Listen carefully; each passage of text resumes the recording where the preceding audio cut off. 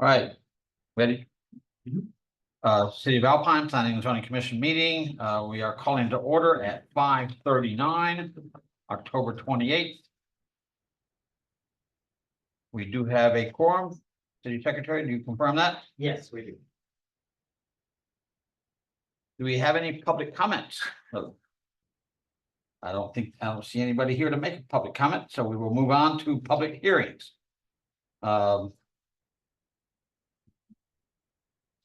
I don't see anybody from the public to address the public hearing items. I think we can skip the reading for that because we'll read them when we have the discussion items and action items. I think being that there's no one here, that's. Okay. All right, so we're gonna skip, we're gonna pass on public hearing 3, section 3, and we are gonna move on. Approval of the minutes of the following of the previous previous meeting for the 23rd of September and the 26th of August. Do we have a motion to approve the meetings? I make a Minutes? motion. I'll second. Second, And is the motion to approve just both of the sets? both. Both. Okay, Minutes. thank you. We have a vote. Let's let me we'll do a voice vote. Commissioner Molinar, how do you vote? Approve. Commissioner Griffith, Approved. Commissioner Nix, Approve. Chair approves. It is unanimous. Perfect. Discussion items. We have no discussion items listed. We can save our comments for the proper for section 7 there. So we are going to move on to the action items. Action items. I'll go ahead and read the first one. Action item A. Approve replat 2024-1101, an application for replat, which should allow the applicant, Family Crisis Center of the Big Bend, to reflect the updated ownership of a recently purchased unimproved alleyway on the subject property. The subject property is located at 402 East Gallego Avenue, legally described as lots 1, 2, 3, 4, 5, 6, 7, 8, 9, 10, and the alley, block 71 of the original town of Alpine. The property owner of record is the Family Crisis Center of the Big Bend Incorporated. The parcel ID of the subject property is 12236. The current zoning classification of the property is R2, 2-family district. If the replat is approved, the zoning classification of the subject property will be R2, 2-family district.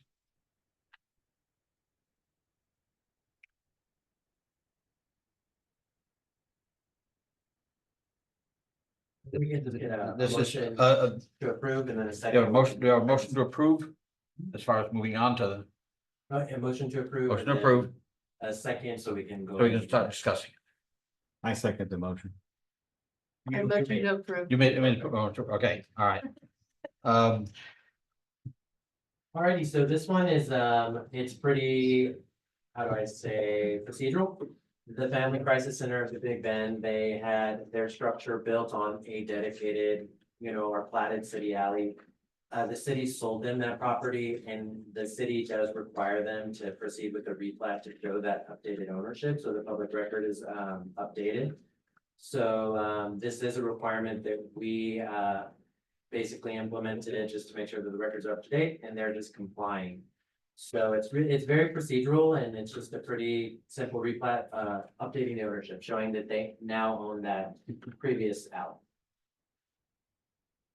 Commissioner Nix, no questions? Commissioner Molinar, No questions. Commissioner Griffith, No questions. Chair has no questions.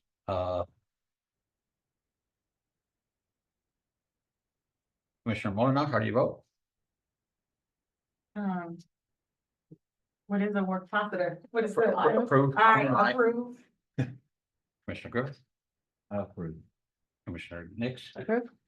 Chair approves. How do you count the vote? Unanimously adopted, right? Chair agrees. Okay, thank you. Okay, I'll read the second one. Approved special use permit 2024-1101, an application for special use permit to allow the applicant Benjamin Garcia as a tenant to an existing license or permit Brews and Hughes wine and malt beverage retailers permit to approve beer and wine sales at the subject property for a newly established business, Viva Cow Dog and Cafe. The subject property is located at 215 East Holland Avenue. The property owner of record is Jason Sullivan. The parcel ID of the subject property is 11798. City Secretary, you're the one to introduce this. Do you want to? Any comments? Yes, Benjamin Garcia already operates a license or permit at the location called Brews and Hughes. It's right next door to the Granada, or an Alcove Social rather. And so he is applied to basically get an updated license or permit, or one as a tenant through the existing license or permit for the new Cow Dog location and cafe, the Viva Cow Dog location and cafe. So I mean, I really don't see any issues with this. It's in a commercial zone. He already operates one. Again, it's more procedural, more so. Is he gonna keep the trailer there too? For the cow dog? That's I believe different. so. The Well, cow dog trailer is different than the cafe. It is. The cow dog's just the hot dog Yes. afternoon lunch. But this is gonna be in the building. This would be in the Yeah. mercantile. I think similar to how it looks now. Right. The little serving, low key like coolers and I think they're calling it Viva Cow, there's a. Viva Cow Dog and Cafe. Cafe. Yes. Yeah, and that'll be in Hootenanny Mercantile, I believe. Ah, So okay. where the laundromat was, will be a locals, like a mercantile for Yep. local artists and different stuff like that. The cafe is just breakfast. So, Commissioner Molinar, any comments? We're not voting yet, just any comments. No comments, no. No Mr. comments, Griffiths? no No, questions, no Commissioner Nick? comments. Questions. I don't know what they're doing a little bit anyway. No, sorry, did we get a motion in second to approve on? I don't think we did. Oh. I motion to approve. Motion approved, a second, Second, Linda. and then we had our discussion. Okay, perfect. So- Thank you. And And It's a go. we'll hold the vote. Commissioner Molinar, I do. Commissioner Griffith, I approve. Commissioner Nix, I approve. Chair approves. How does the city secretary record the vote? oh, that passes unanimously. Yes, chair Thank agrees. you. Okay. All right, city secretary, would you like to read C? Sure. They're on. Item C is, action item C, to approve variance 2024-11-01, an application for a variance which would allow the applicant, Yifeng Li and Ziodan Lin, Carol Morrow, to establish a variance to the setback requirements of the subject property. The acceptable setback is typically 12.5 feet from the structure to the property line. This variance would allow the subject property 0 feet of setback from the structure to the property line, which typically does not meet requirements of a residential corridor under the city's code. The subject property is located at 513 North 16th Street and is legally described as Block 7 and 8, Block 8, Hamilton, addition to Alpine, as shown in are on subdivision plat files and envelopes B6 and B7, plat records of Brewster County, Texas. The property owner of record is Li Feng and Ziodan Lin. The parcel ID of the subject property is 10625. Current zoning classification of the property is R2, two-family district. If the variance is approved, the zoning classification of the subject property will remain R2, two-family district. We have a motion to approve. Motion to approve. Second, I'll second it. okay, does the city have any comments on this before we ask our questions? On this, it seems like a large offset. It takes it right to the street, does it not? Does not. It does not. Does not. It takes it right to our right of way. It's directly abutting when usually required 12.5 is not. The variance would allow the subject property 0 feet of setback, so it's literally right on the edge of the end of the building. So where the soffits and the eave ends, that's gonna be the property line. Is it on the front of the house or the side of the house? On the Side. north side of the house. North side of the house. Yes. don't a lot of school buses make turns there? And like, Would that interfere with Or that? no, it's not gonna interfere anything. They're not moving the house or anything. So what the issue is that the house at some point was built over their property line. Nobody caught it. How that happened, there's So how'd they 100 catch it? assumptions we can make, but it ultimately doesn't matter, right? All that matters is that north property line is cutting straight through what used to be perhaps a garage and turned into a bedroom or what have you. Mhm. And so for them to sell it with a clean title, they can't be encroaching on city property. So the first, I guess, proposed plot was what myself and Kevin Mueller came up with, was moving it to where they would have exactly the 12.5 feet off of the property line, which would put it closer to the road. And then it would also square off the block. So if you drove by, 'Cause it you is can see where across the street is being surveyed as well. And you'll see where they're right up on the right of way and where his is not, or this property is not. And so we were just gonna square it up, so it was with the entire street was uniformed. But the council denied that because of the sewer line that was there. And so they didn't want to give them an easement, or they didn't request for an easement. I wasn't at that meeting, and so it was one of the two. So they didn't do it, and so the next proposed was to just bring it straight up to the edge of the building. And then they can file for a variance to excuse them from the 12.5 foot setback that they would need. Okay, so they would not have to move the power pole? It would Our not, pole is utility. it would not That have, they- it wouldn't be in the way though. It wouldn't be on their property. Nothing's changing Okay. except for we're giving them an exception in the variance. So it's cleaning up old, yeah, old so stuff, basically. right now, we sold them Old that issues. property, but the property is still non-conforming. Right? And so they wouldn't be able to do anything with that building, as far as I'm concerned. I'm not gonna issue them permits because it's a non-conforming structure. And so what this is gonna allow them to do is, without having that proper setback, they'll be considered a conforming structure. So if they wanted to go and do a remodel or something on it, they can. But the rest of the code still applies. Like, you're not passing that property line, you're not gonna encroach on us on the city property or on the street or anything like that. So there's nothing gonna obstruct that corner, none of the line of sight or anything like that. Dumpster does All not it's be doing is moved. moving that property line over. Okay, And you guys are like the solution. I mean, there's nothing wrong with it. I think.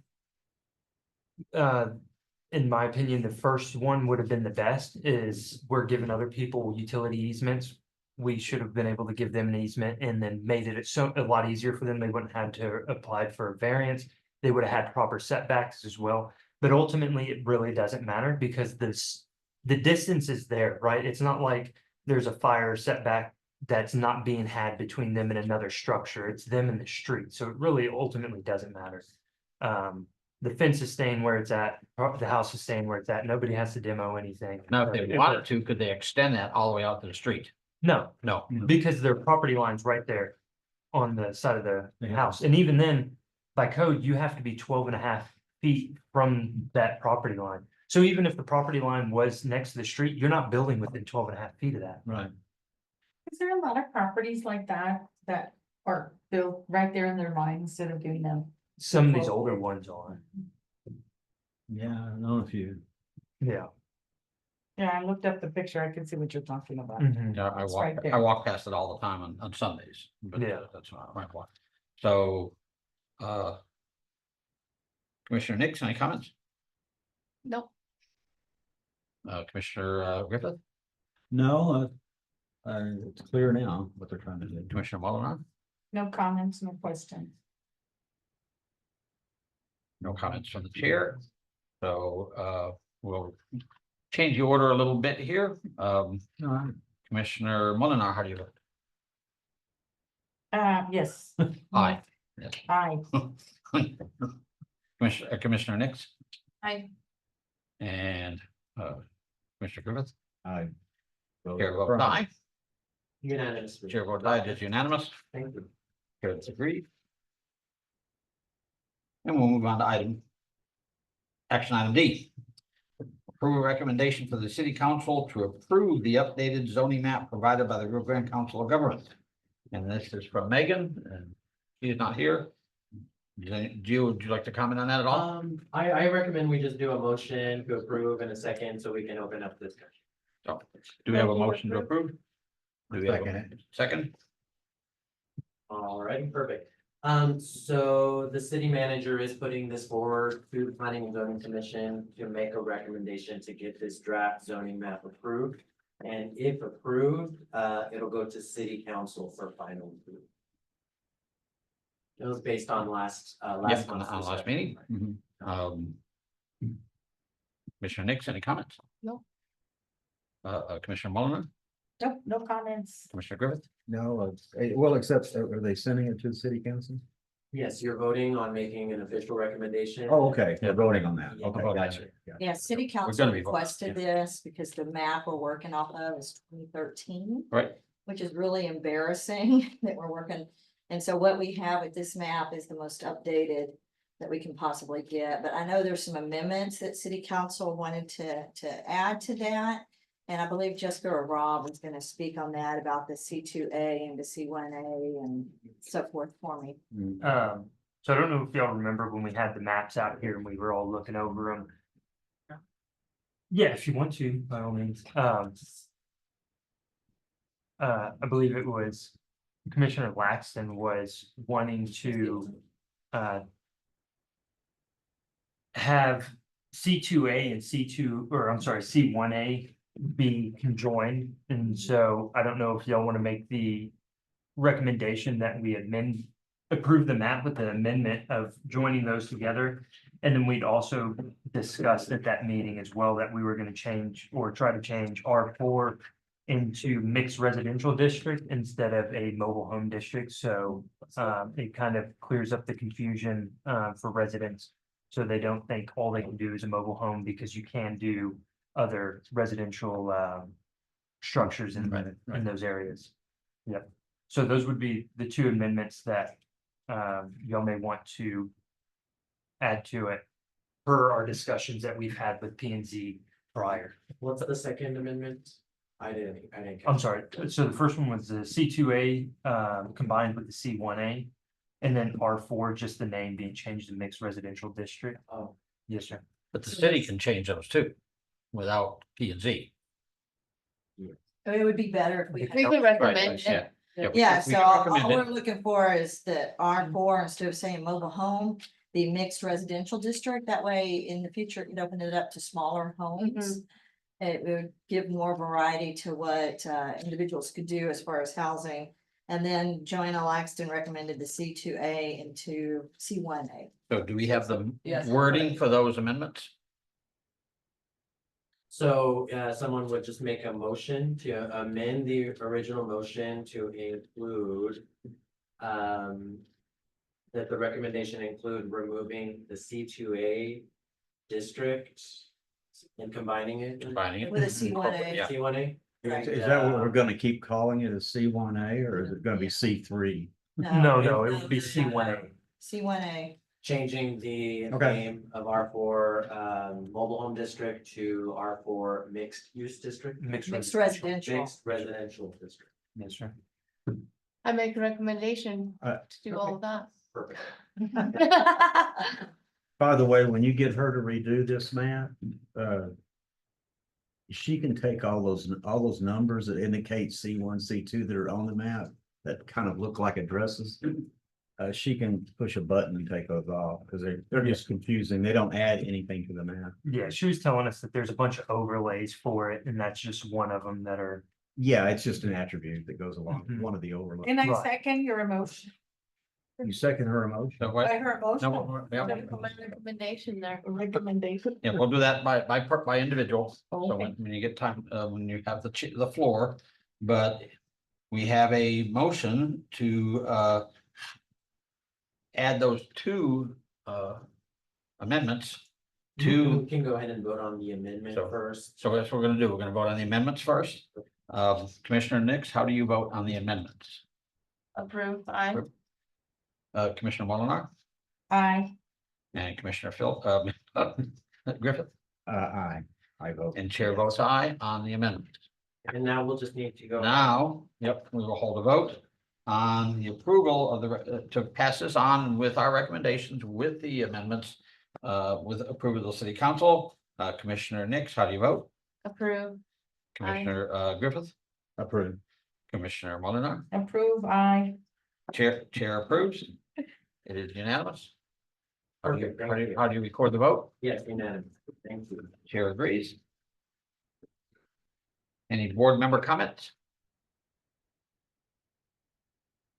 I'll make one comment. I took some more training on how to run a meeting, so this is gonna be more like this. Better organized than the